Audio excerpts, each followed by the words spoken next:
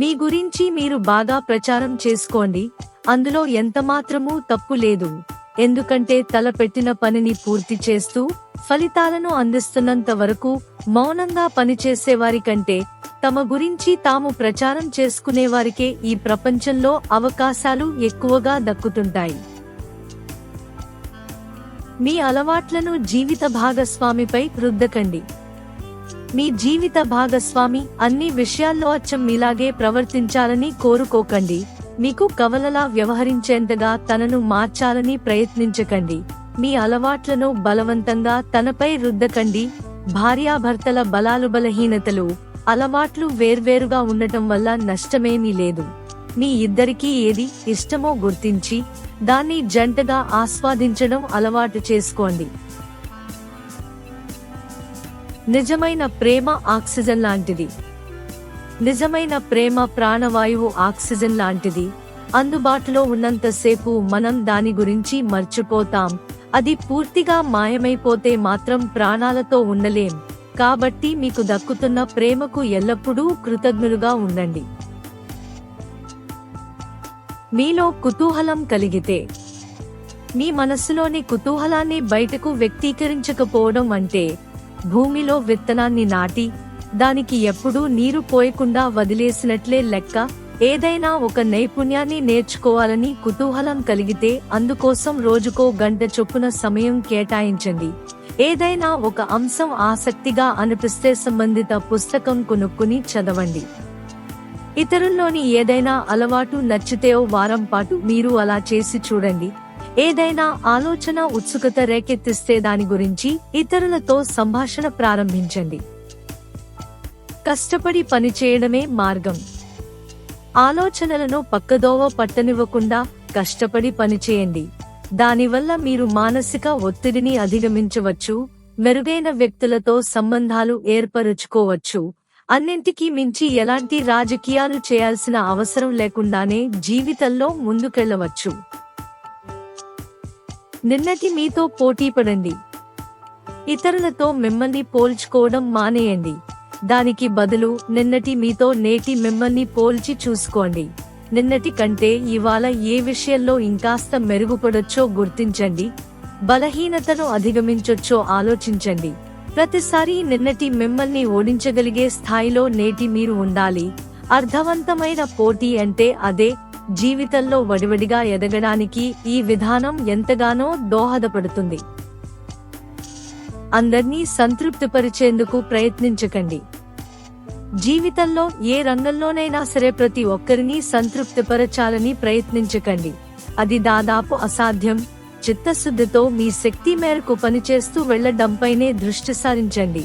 అందర్నీ మెప్పించాలని మీరు ఎంత ప్రయత్నించినా ఎవరో ఒకరు తమ కథలో మిమ్మల్ని విలన్గానే చూస్తారు. ఆ వాస్తవాన్ని గ్రహించినప్పుడే మీరు ప్రశాంతంగా ఉండగలుగుతారు. ఇతరులను జోక్యం చేసుకోనివ్వవద్దు. మీ వైవాహిక జీవితంలో ఇతరులను జోక్యం చేసుకోనివ్వకండి. జీవిత భాగస్వామితో మీకు గొడవ జరిగినప్పుడు మీ స్నేహితులు, కుటుంబ సభ్యులు, సహోద్యోగులు మీ వాదనతో ఏకీభవించే అవకాశాలే ఎక్కువగా ఉంటాయి. ఎందుకంటే సమస్యను వారు మీ కోణంలో చూస్తారు. అలాంటి వారు మధ్యవర్తులుగా వస్తే దంపతుల మధ్య దూరం మరింత పెరిగే ముప్పుంటుంది. కాబట్టి మీ ఇద్దరి మధ్య సమస్యను మీరే పరిష్కరించుకోండి. వీటిని అలవర్చుకుంటే విజయం మీదే. జీవితంలో విజయం సాధించాలంటే మీరేమీ ప్రత్యేకమైన వ్యక్తులు అయ్యుండాల్సిన అవసరం లేదు. సాధారణ వ్యక్తులు కూడా ఎన్నో అసాధారణ విజయాలను అందుకోవచ్చు. అందుకోసం మీ పక్కనున్న చాలా మందిలో లేని నిలకడ, కష్టపడి పనిచేసే తత్వం, ఓపిక, చిత్తశుద్ధి వంటి మెరుగైన లక్షణాలను మీరు అలవర్చుకోవాల్సి ఉంటుంది.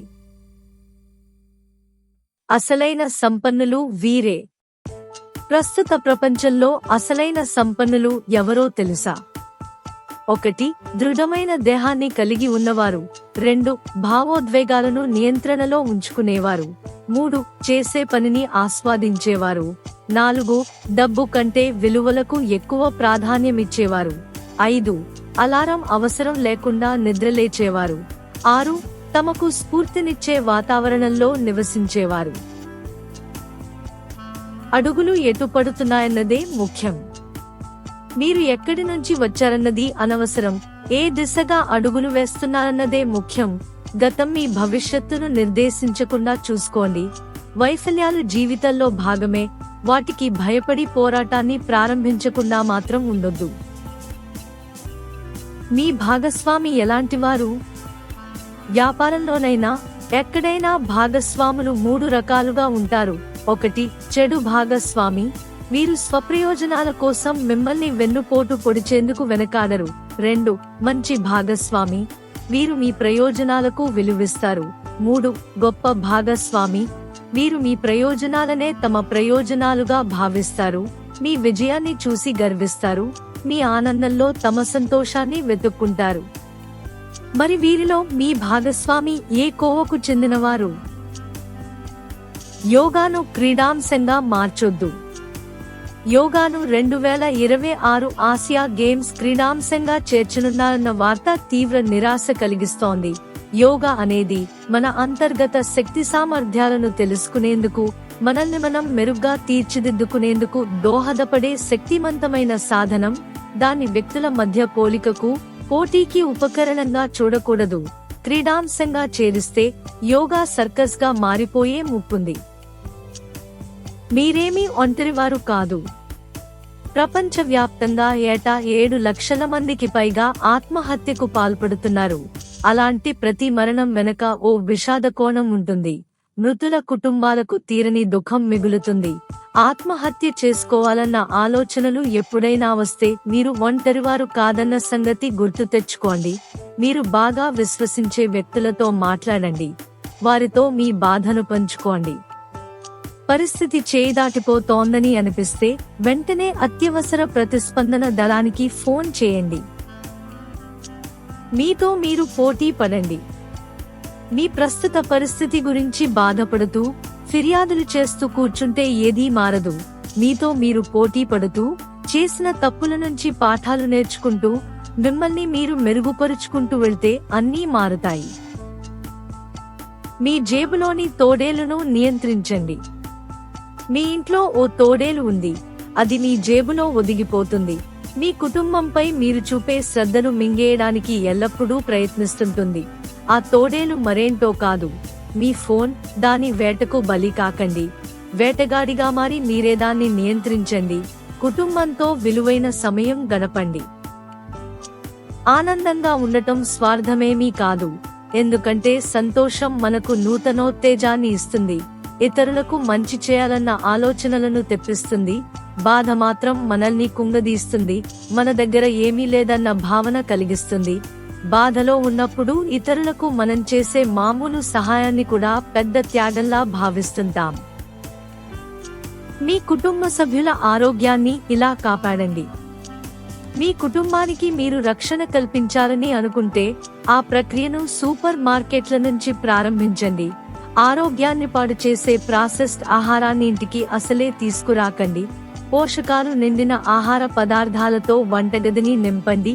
మీ కుటుంబ సభ్యుల ఆరోగ్యాన్ని కాపాడేందుకు ఇదొక అత్యుత్తమ మార్గం. ఫేవరెట్ పుస్తకాలను ప్రతి సంవత్సరం చదవండి. మీ జీవితంలో మీరు ఇప్పటిదాకా ఎన్నో పుస్తకాలు చదివి ఉండొచ్చు, కానీ వాటిలో కొన్నే మీలో సానుకూల మార్పు తీసుకొస్తాయి, మీ మనసులో ప్రత్యేక స్థానం దక్కించుకుంటాయి. అలాంటి ఫేవరెట్ పుస్తకాలను ప్రతి సంవత్సరం మళ్లీ చదవండి. చదివే పుస్తకం మారదు, మీరు అనుభూతి చెందే తీరు మాత్రం దాన్ని మళ్లీ మళ్లీ చదువుతున్నప్పుడు ఖచ్చితంగా మారుతూ ఉంటుంది. ఆ పేడతో బయోగ్యాస్ ఉత్పత్తి చేయాలి. నగరాల్లో రోడ్లపై పశువుల సంచారం పెరుగుతోంది. అవి వేసే పేడను మున్సిపాలిటీలు సమర్థంగా సేకరించి బయోగ్యాస్ ఉత్పత్తికి ఉపయోగించాలి. మన దేశంలో ఇంధన సరఫరాకు అది బాగా దోహదపడుతుంది. చమురు దిగుమతులపై ఆధారపడటం తగ్గించుకోవడం ద్వారా వేల కోట్ల రూపాయలను ఆదా చేసుకోవడానికి ఉపకరిస్తుంది. మీరు మానసిక బానిసత్వంలో ఉన్నారా? సామాజిక మాధ్యమాలు దైనందిన జీవితంలో భాగమైన ప్రస్తుత ప్రపంచంలో మనకు తెలియకుండానే మన మనసులను కలుషితం చేస్తున్నారు. మనకు తెలియని వారు వారి ఎజెండాతో మన ప్రమేయం లేకుండానే మనల్ని మానసిక బానిసలుగా మార్చుకుంటున్నారు. నిరంతరం రాజకీయ, మత ప్రాంతీయ విద్వేషాలను రెచ్చగొట్టే పోస్టులు పెడుతూ మన భావోద్వేగాలతో ఆడుకుంటున్నారు. వాటికి ప్రతిస్పందించే క్రమంలో వాదనలకు దిగుతూ చాలా మంది సమయాన్ని వృధా చేసుకోవడంతో పాటు తమ జీవిత లక్ష్యాలపై దృష్టిని కోల్పోతున్నారు. మీరు అలాంటి వారి చేతిలో కీలు బొమ్మగా మారారేమో ప్రశ్నించుకోండి. ఎన్నిసార్లు ఓడినా ఇంకో అవకాశం ఉంటుంది. నా కెరీర్లో 9,000కు పైగా షాట్లు మిస్ చేశాను. దాదాపు 300 గేమ్లు ఓడిపోయాను. 26 సార్లు మ్యాచ్ను గెలిపించే షాట్ను కొట్టలేక జట్టు సభ్యులు నాపై పెట్టుకున్న నమ్మకాన్ని నిలబెట్టుకోలేకపోయాను. జీవితంలో మళ్లీ ఓటములు ఎదుర్కొన్నాను. అందుకేనేమో వైఫల్యాల నుంచే మెలకువలు నేర్చుకోగలిగాను. ఇప్పటికీ బాస్కెట్బాల్ క్రీడాభిమానుల గుండెల్లో స్థానం సంపాదించుకోగలిగాను. ఎన్నిసార్లు ఓడిపోయినా జీవితం ముగిసిపోయినట్లు కాదని, ఇంకొక అవకాశం వేచుంటుందని నా స్వీయానుభవంతో చెబుతున్నాను. ఇక చాలు అనుకున్న రోజే సంతృప్తి.